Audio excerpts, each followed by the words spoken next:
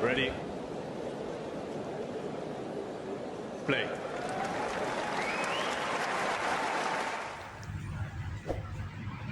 Hello there, and welcome to Talking Tennis from Birmingham.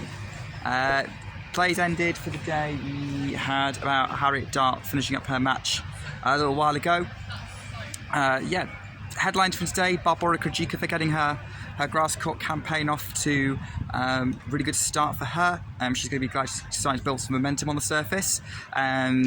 We've got the last 16 underway. We saw Linda Fruhvirtova and Zhu Lin continuing their really good form. Fruhvirtova particularly impressive in the way she handled an attempt to come back by Bernarda Pera, wowing the crowd with her power, and then obviously Harriet Dart coming through in 3 sets against Helena Kalinina. Fantastic match, crowd really enjoyed it, and you can tell that that Dart really showed a good level in this match. So quarterfinals are almost set. You can see behind me there's the stand for the court, for centre court and Jones court, and I'm sort of facing the media and player area in Edgbaston Priory Club, which is the host of the Rossity Classic. I want to say before I continue and do kind of my general other update, thanks so much to the tournament for hosting us so far. For Jamie on Monday, myself the last couple of days, we felt really welcome, and you can see I'm in the way of people trying to clean up at the minute, so I don't want to stay here too long. Fantastic tournament. Really great hospitality, and for the fans as well, it's an absolutely brilliant experience coming here. I can tell that from having been here last year, and I'll be back over the weekend. Jamie will be back here on Friday, so you'll still get plenty of updates from Birmingham and from John in Berlin. Right, talking of WTA tournaments, let's do an update on the power ranking, because it's been a while. We're kind of doing these sort of midweek updates. So as a bit of a recap, last time it would have been number 10, Petra Kvitova, number 9, Karolina Pliskova, number 8, Coco Gauff, number 7, Barbora Krejcikova, number 6, Elena Ostapenko, 5, on Jabeur, 4, Karolina Muchova, 3, Iga Świątek, 2, Aryna Sabalenka, 1, Elena Rybakina. Now, to be honest, those 10 names are not going to change. The order's going to shift, and we're going to deliver an update of how they're looking. But the thing is, from how Nottingham and Rosmalen ended up, and sort of the results so far from Berlin and Birmingham, it's not been enough to really throw some new players into the mix. So we're going to have the same 10 players, but there's going to be a slightly different order. Number 10, Karolina Pliskova, lost to Petra Kvitova in the first round in Berlin on Monday. Tough draw for her. It's not a bad loss, but it's not ideal preparation for someone who should be good on grass. We're going to have to see how she does in Eastbourne.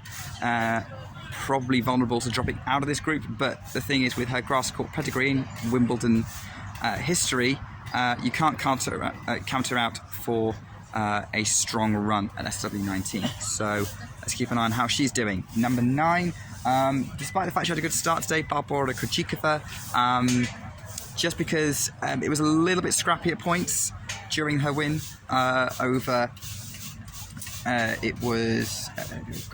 I literally just watched that match.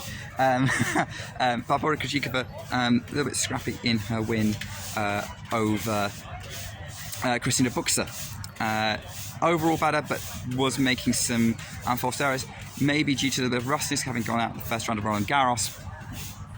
Her grass court form's unproven, but in theory, she is one of the best players in the world.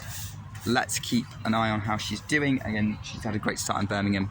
Let's see how it goes for her. Number 8, still Coco Gauff, still loves Wimbledon, had a great start in Berlin with an opening match win, and it'll be interesting to see how she does tomorrow. Number 7, is now going to be Petra Kvitova due to her win over Pliskova. That was a really good win. Allays any injury concerns that we have. Still question marks over how she's going to do at Wimbledon, given that she's not progressed very far there in the last sort of 8-9 years or so, but since she won it, but we'll see how it goes.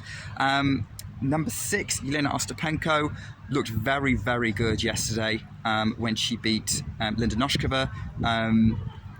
Was 100% first points won on first serve for the first set and a half. She looked confident, she looked calm, she looked motivated, she looked like a champion. Obviously, we know that she struggles to maintain that form over 2 weeks, but maybe Wimbledon will play something different. So she's still my dark horse. Shifting around a couple of other places above her, number 5 is now Karolina Muchova, purely because it doesn't look like Muchova's going to be playing a grass court warm-up, which is concerning for her. Again, that brings that fitness question into it.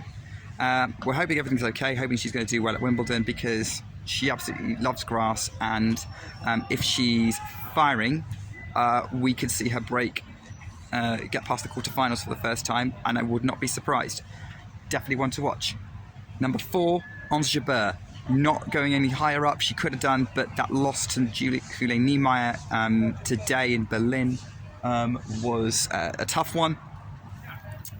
And John was in Berlin watching it, and from what he could tell, Jabeur she looked a little bit out of sorts, possibly some issues with injury, maybe building confidence. We'll have to see how she is in the next couple of weeks, but there's that kind of concern of how she's going to bounce back in time for Wimbledon. Julie Niemeyer is a tough first-round draw, especially in her home country, but that's something to be aware of. So number 3 is still Iga Świątek. I know some people in the comments and on Twitter were a little curious as to why she was so high, but I maintain it's because of her form over the course of 2023, and that you shouldn't rule her out making a deep run even at Wimbledon. Let's see how she is in Bad Homburg. I think by the time we get the final version of the Power Rankings in next week, that we will have an idea of how she's playing, whether she's won her opening match or not. So that's going to be the critical thing. So number 2 is on the list is still Aryna Sabalenka, very, very close to number 1, but Sabalenka had a very great start in Berlin, but it's obviously one match in so far. She's still getting used to grass again after playing on it a little bit less in 2022, but she seems to be with some confidence based on what she said to John in her press conference yesterday. Number 1 is still Elena Rybakina, the defending Wimbledon champion, despite her loss to Donna Vekic today. Couple of reasons why. First of all, Sabalenka could lose tomorrow. It's unlikely, but she could. Kudermetova's a decent player. And the other thing is Vekic played really, really well. Rybakina still played really, really well. And she didn't have that great a Wimbledon warm-up last year and still won it. Only won 1 match in the build-up. And she's kind of ticked that off at least. So still got one of the best grass court records on tour. Right now, I don't see any need to panic. Let's see how Sabalenka's Berlin campaign continues, and if she is going to be, if she's going to be the champion at the end of it, because that may swing things a bit. It does depend on how Rybakina does in Eastbourne. So that's your new Power Ranking top 10. Same people shuffled around a bit. Number 10, Karolina Pliskova. Number 9, Barbora Krejcikova. Number 8, Coco Gauff. Number 7, Petra Kvitova. Number 6, Elena Ostapenko. Number 5, Karolina Muchova. Number 4, Ons Jabeur. Number 3, Iga Świątek. Number 2, Aryna Sabalenka. Number 1, Elena Rybakina. I will update the Power Rankings once we know who's in the Eastbourne quarterfinals, by which point we'll know who's won Birmingham and who's won Berlin. And I'll be looking forward to bringing you some updates a little bit late from this tournament later in the week, and on WTA Weekly on Sunday. Take care, everyone. Keep talking tennis. If you enjoyed this video, make sure you hit that like button.